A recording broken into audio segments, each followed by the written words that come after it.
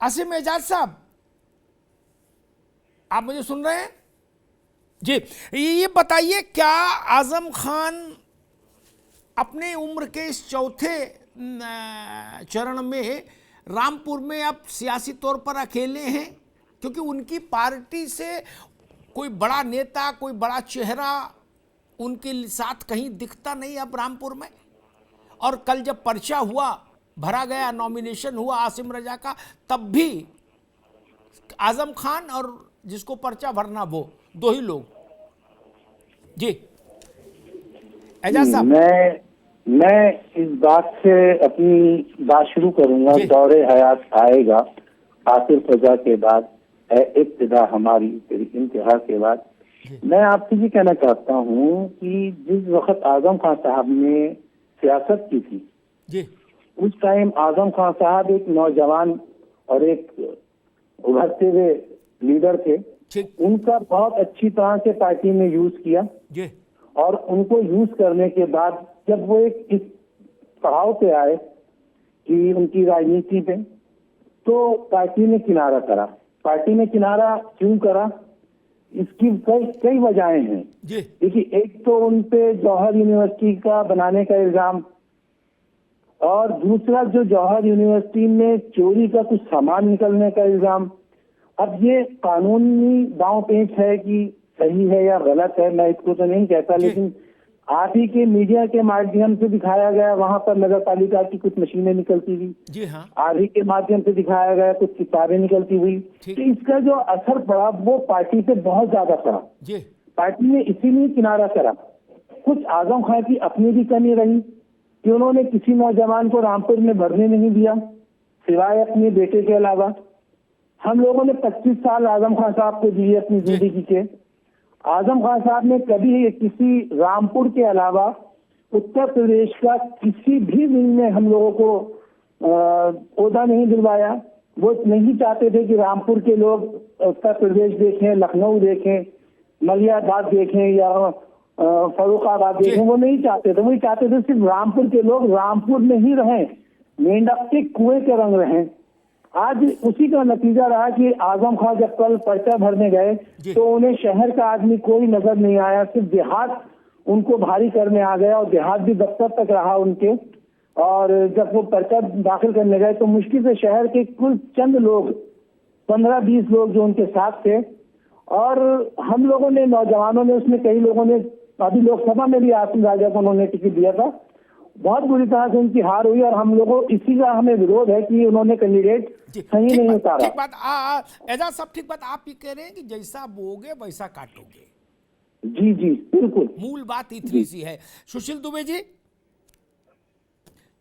आवाज आ रही मेरी? स्वागत है, बहुत अच्छे से जी बड़े भाई। दुबे जी, ये सारी समाज, जितना भी समाजवादी नेता है प्रदेश भर में, वो सब टिकट कटा लिया मैनपुरी की और धड़ाधड़ फोटो डालना फेसबुक पे अपनी।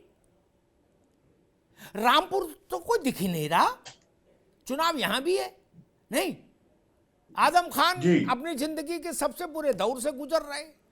100-125 मुकदमे हैं, कहीं गैंगस्टर है, कहीं गैंगस्टर है, तबीयत अलग नासाज है, पार्टी में कोई खड़ा नहीं हो रहा साथ। उसके बावजूद रामपुर में कोई झकने नहीं आ रहा। लग रहा चचा को छोड़ दिया क्या? चचा को, आपका तजुर्बा क्या कह रहा है? आदरणीय अमिताभ जी, चचा को चचा के नियत ने छोड़ दिया जी। एक वक्त होता है हर चीज का जी। रिक्शा यूनियन से ऊपर उठकर उत्तर प्रदेश के जूनियर बादशाह अकबर होने वाले आजम खान साहब, कई बार के लगभग डिप्टी सीएम और सीएम से भी ऊपर होने वाले खान साहब, जिनके हाथ में मुसलमानों ने चूमते चूमते हाथ हलपतले कर दिए, हिंदू जिनकी पैरों की धूल के लिए घंटों आंखें देखता रहता था। तो ये वक्त था, कितना हरेक का वक्त होता है, इनका भी वक्त था जी। अब इनकी ऐड बर्राहट ने, इनके अमाल ने और समय ने अगर अकेला कर दिया। और देखिए, अब इनके आका तो ऊपर स्वर्ग में स्थान पा चुके हैं और इनको समझ। देखिए, अब आजम खान जी की जो स्थिति है, अब इनको तस्वीर लेके, अब वो हम लोग का नहीं होता जो संन्यास आश्रम और वानप्रस्थ आश्रम, अब इनको ये सब करना चाहिए। ये पिछले 2 साल से समय और नियति प्रकृति बता रही थी कि आप 50 जाओ जी। कभी कब्र के बराबर कोठरी, उसमें जेल की कहते थे, कब्र से बड़ी कब्र से छोटी कोठरी थी। कभी कहते थे कि फला मेदांता, जो भी आपने कहा, अपोलो, मेदांता, पीजीआई, कहाँ कहाँ। जब समय बता रहा है जी, और समय जब ये आपको बता देता है कि जरा सतर्क हो जाइए, सतर्क हो जाइए, तो इस उम्र में जी आके आएंगे सतर्क दोबारा। और समय। सुशील जी दोबारा आएंगे आपके पास। कौशल कांत जी भी हमारे साथ जुड़ गए, भाजपा के प्रवक्ता, और वीरेंद्र गोयल साहब, जिला अध्यक्ष समाजवादी पार्टी रामपुर। दुबे जी जो बात कह रहे थे उसमें एक बात कहूं, राजनेता इस बात को कभी नहीं मानता, उसको तो प्रकृति ही हटाती है, वो खुद कभी नहीं हटता ना।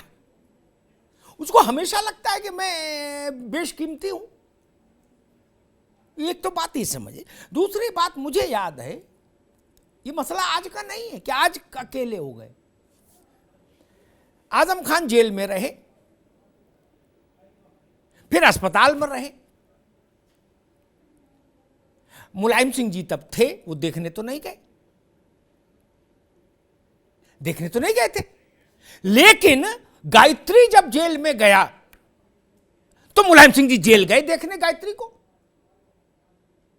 ये सच्चाई है भैया, ये मेरे कहे तो नहीं बदल जाएगी।